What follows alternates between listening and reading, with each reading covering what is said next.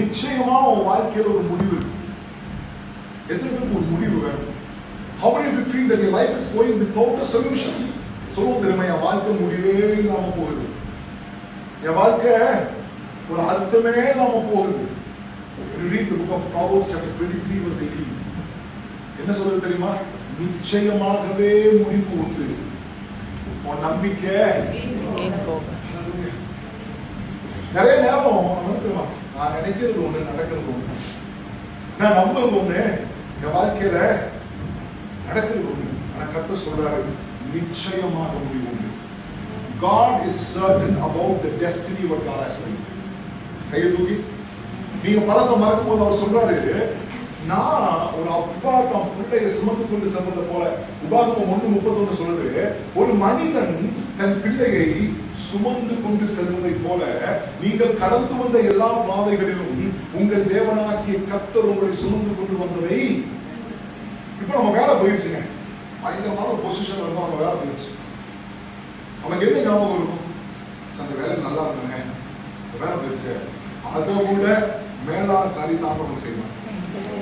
எபேசியர் 3:20 சொல்கிறது, நாம் வேண்டிக் கொள்கிறதற்கும் நாம் நினைக்கிறதற்கும் மிகவும் அதிகமாக. It says immeasurably more than ever you could ask or imagine. சொல்லுங்களேன். எனக்கு 24 வயசுல கல்யாணம் ஆச்சு. 24 வயசுல கல்யாணம் ஆகும்போது I was a complete person. நான் நினைச்சேன் I was a successful business person. எல்லாம் இருந்துச்சு. அப்போ நினைச்சா என் லைஃப் அவ்வளவுதான், எல்லாம் முடிஞ்சுச்சு. But the things which followed me after that, the habits which followed me after that, the failures which followed me after that. In the year 2001, I lost 30 million in my business. I used to be smoking about 4 packets of cigarettes every day. ஆண்டவர் சொன்னாருடைய புதிய மனுஷனை நான் மாத்தினேன். சில நேரத்துல நம்ம புதுசா மாறணும் நினைச்சாலும் கூட இருக்க மாற மாட்டாங்க. தெரியுமா, என்னை பத்தி எனக்கு தெரியாதா, நீ என்ன ஆளுன்னு தெரியாதா, என்ன ஃப்ராடுன்னு தெரியாதா? ஆனா ஆண்டவர் சொன்னாரு, உன் சத்துருக்களின் முன்பாக உனக்கு ஒரு பந்தி ஆயத்தப்படுத்தி உன் தலையை எண்ணெயால் அபிஷேகம் பண்ணு. ஒரு காரியத்தை உங்களுக்கு நான் சவாலா வைக்க விரும்புறேன். உன் வாழ்க்கையில ஆண்டவர் ஒரு நல்ல முடிவை தர போறார். There's going to be a good end in your life. There's going to be a happy end in your life because God has a purpose for you. He says, I know everything what you're going through. The word of God says, even before you could speak, நீ வாயை திறந்து பேசுறதுக்கு முன்னாடி உன் இருதயத்துல என்ன இருக்குன்னு நான் இருக்கேன். ஆமென். பாடுவார், என் இதயம் யாருக்கு தெரியும், என் வேதனை யாருக்கு புரியும். எனக்கு தெரியும், என் இயேசுவானவருக்கு எல்லாம் தெரியும். அவர் சர்வ வல்லமை மிகுந்த தேவனாக இருக்கிறார். அப்போ this year 2026 is going to be a year that is going to mark a boundary in our life. Before 2026 and after 2026. In the வருஷம் there's going to be a big transformation in your life. There's going to be a big turnaround in your life. He says, surely there is an end. Hallelujah. நிச்சயமா உன் வாழ்க்கையில ஒரு முடிவு. Name whatever it is. உன் வாழ்க்கையில தேவன் அந்த முடிவை தருவதற்கு வல்லமையுள்ள தேவனாக இருக்கிறார். வேதம் சொல்லுது, நான் உனக்கு சொன்னதை செய்யும் அளவும் உனக்கு கைவிட. It could be a Himalayan task. உன் கையில காசு இல்லாம இருக்கலாம், உனக்கு சுகம் இல்லாம இருக்கலாம், உனக்கு வசதி இல்லாம இருக்கலாம். ஆனால் அவர் சொல்ல ஆகும், அவர் கட்டளையிட நிற்கும். அவர் சொன்ன நேரத்துல யோசுவா காலத்துல சூரியனும் சந்திரனும் தரித்திருந்தது. அதை போல வாழ்க்கையில நிறைய காரியங்கள் தரித்திருக்க போகிறது.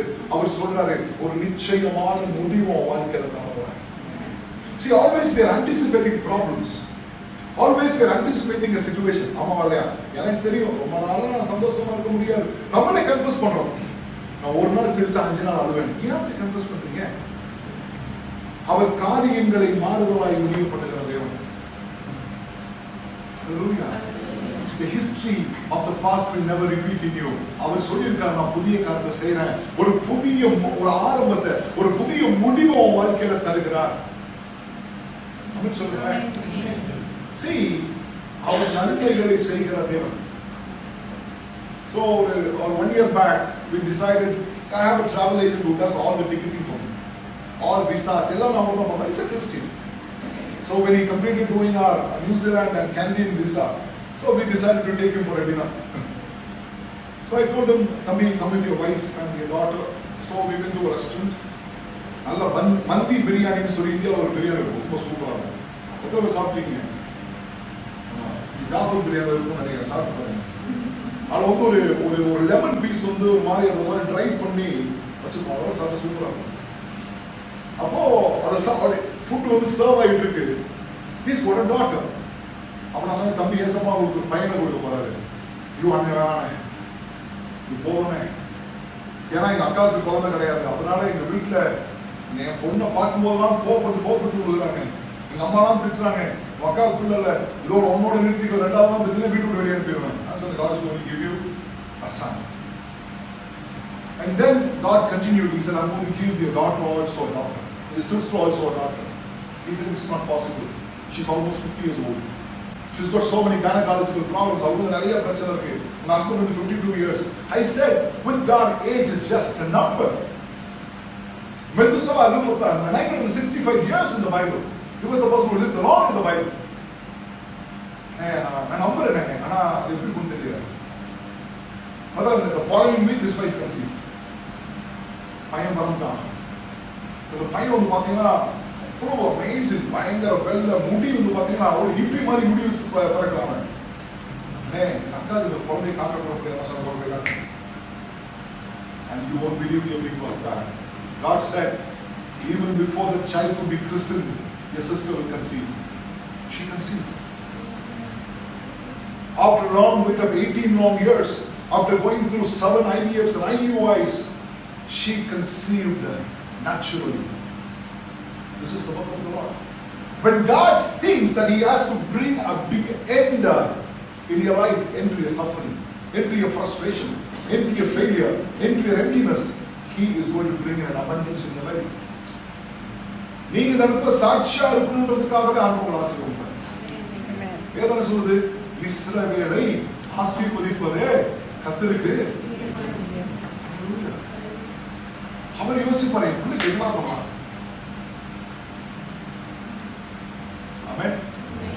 என்ன பெஸ்டா பண்ணலாம்? And few weeks back she delivered a baby girl, a sweet little angel. The day she delivered the baby, she celebrated her 51st birthday.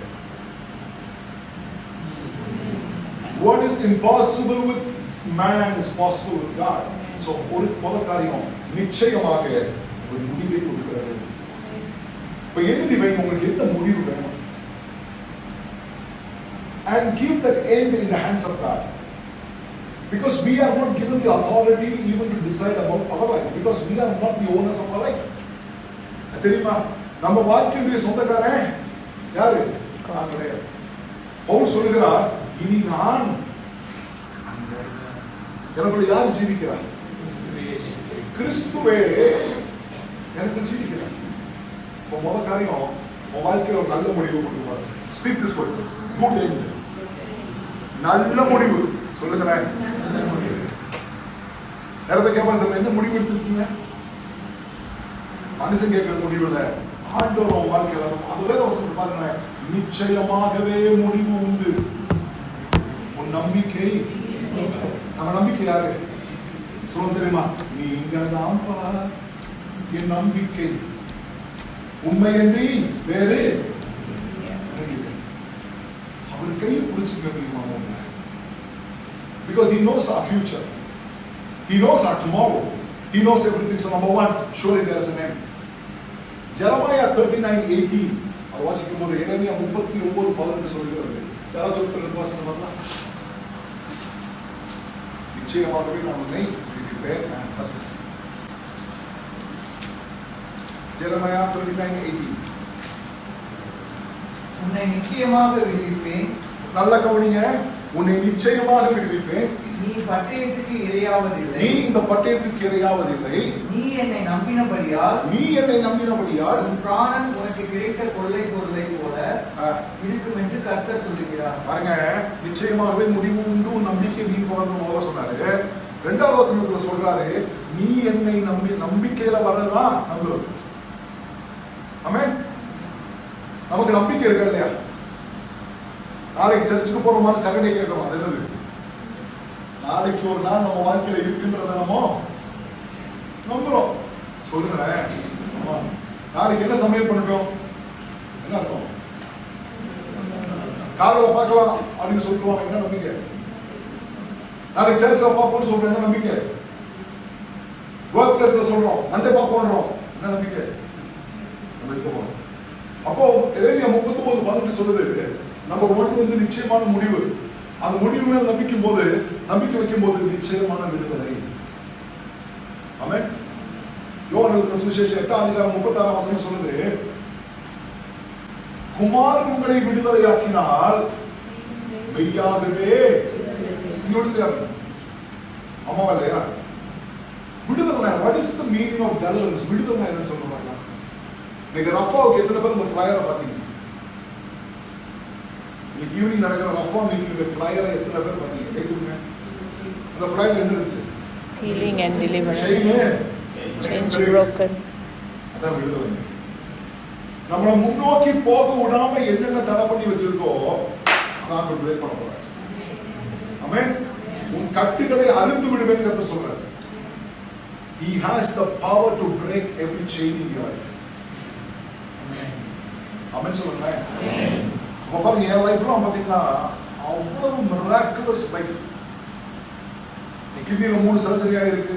என் கால் எனக்கு கிடையாது. அவ்வளவு டியூமர்ஸ் அவ்வளவு இதையும் பார்த்து ஆண்டுக்கா ஓடுறேன். எனக்கு தெரியும் என்னை விடுவிக்கிறவர் என்னோடு இருக்கிறார். ஆமென். தானியேல் சொல்றாரு, அவர் என்னை விடுவிக்காமல் போனாலும், ஷத்ராக் மேஷாக் ஆபேத்நேகோ சொல்றாங்க, அவர் என்னை விடுவிக்காமல் போனாலும், தாவீது சொல்றாரு, அவர் என்னை கொன்று போட்டாலும். தாவீது என்ன சொல்றா?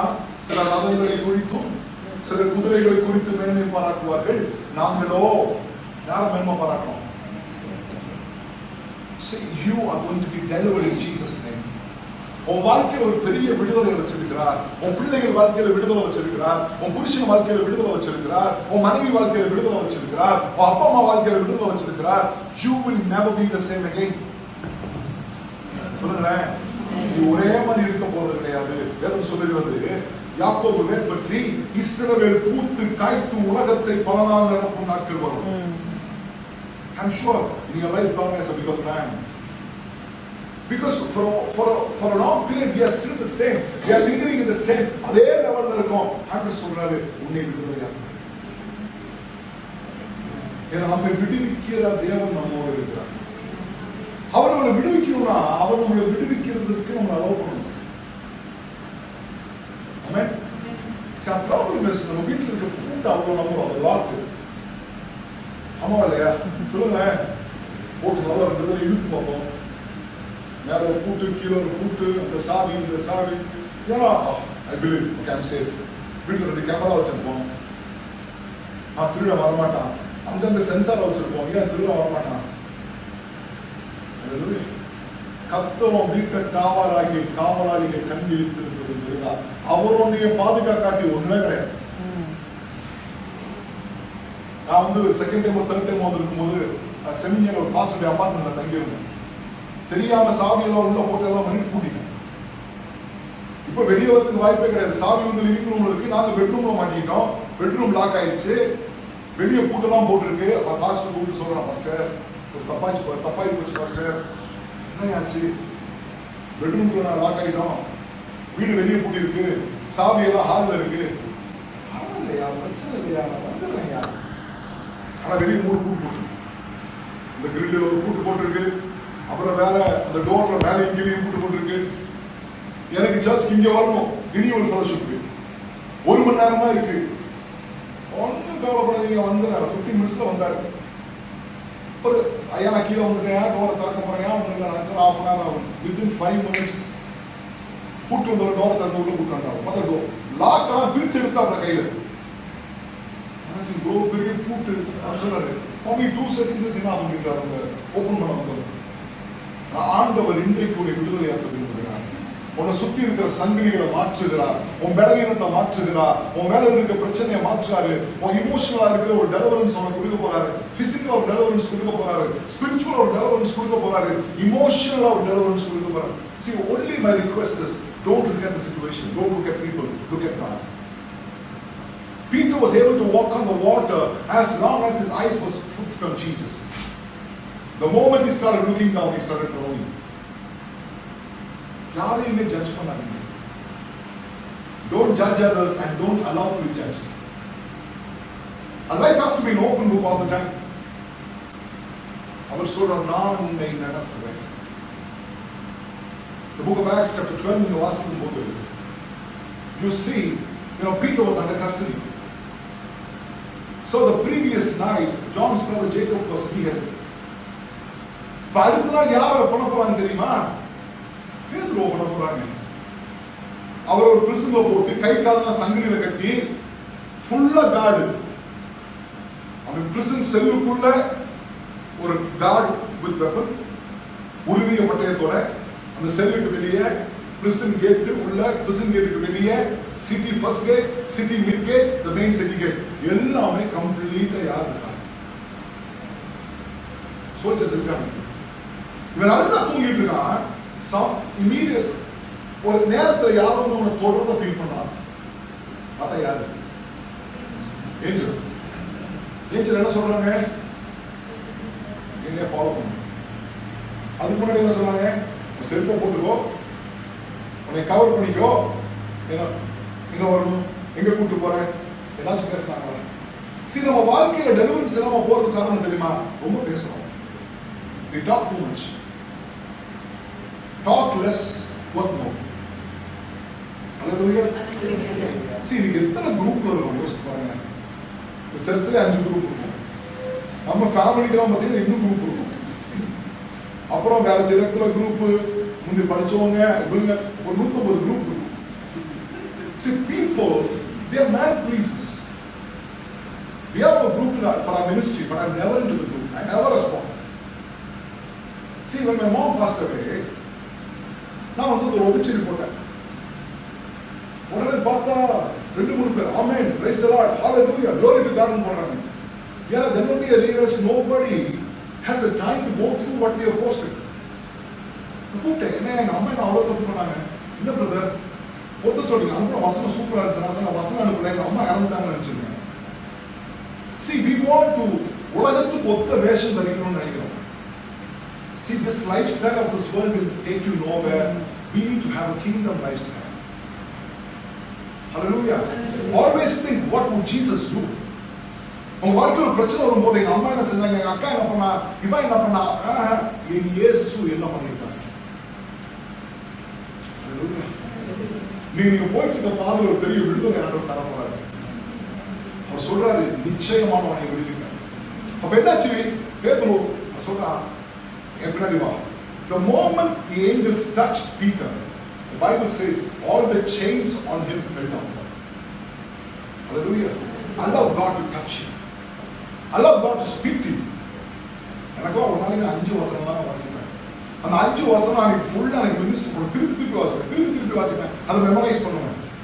It's not how many times you finish reading the Bible. How did you live according to the word of God is very important. அப்போ இவனை தொட்டோனே சங்கிலி தான் விழுகுது. He said just follow me. டக்கு எல்லா டோரும் ஓபன் ஆகுது. Can somebody read the 9th verse of the 12th chapter please? Acts அப்போஸ்தலர் 12:9 வசனம்.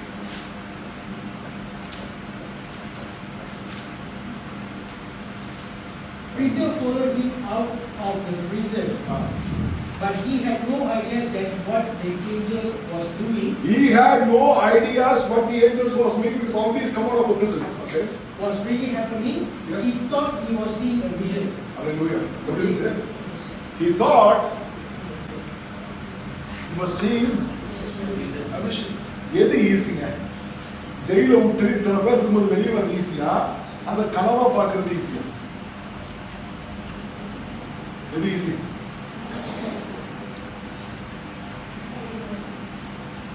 See, he has had such a great escape, but it was as easy as for him as if he was seeing a vision.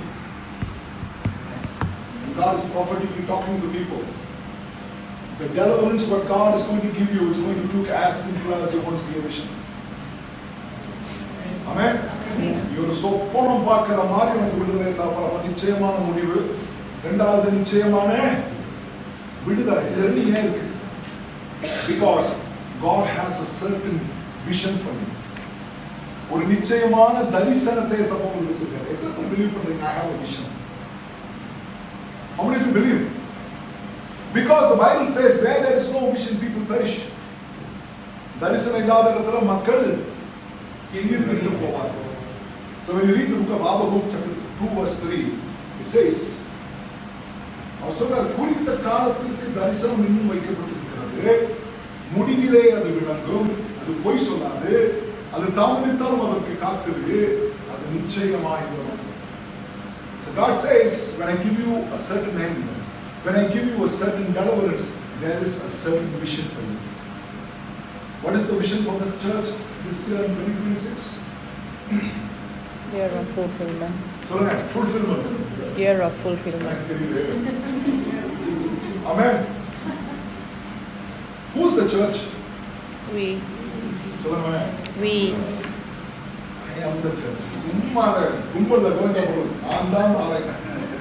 யாரு? ஒரு கையை நெஞ்சில சொல்லுங்க. நான் தான். That's what the Bible says. நீங்கள் என் ஆலயமாய். அப்ப பாருங்க, நம்ம பிரச்சனை தெரியுமா? அந்த பசங்க என்ன சொல்லுது? குறித்த காலத்திற்கு தரிசனம். It is present continuous tense. The vision is kept for an appointed time. Though it may linger. Wait for it. ஒரு சிக்கனை சமைச்சிட்டு இருக்கீங்க, கம்பத்து போலீங்க என்ன ஆகும்? ரொம்ப நேரம் ஆகும்.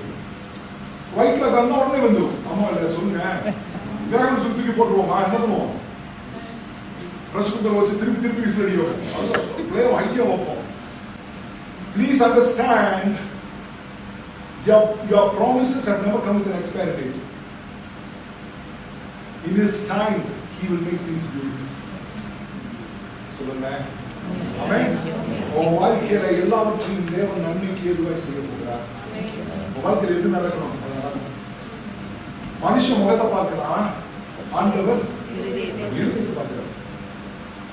ஹல்லேலூயா. இப்போ சொல்றாரு, குறித்த காலத்துக்கு தரிசனம் இன்னும் வைக்கப்பட்டிருக்கிறது, முடிவிலே அது விளங்கும், அது தாமதித்தாலும் அதற்கு காத்திரு, அது தாமதிப்பது இல்லை, அது நிச்சயமாய் வரும்.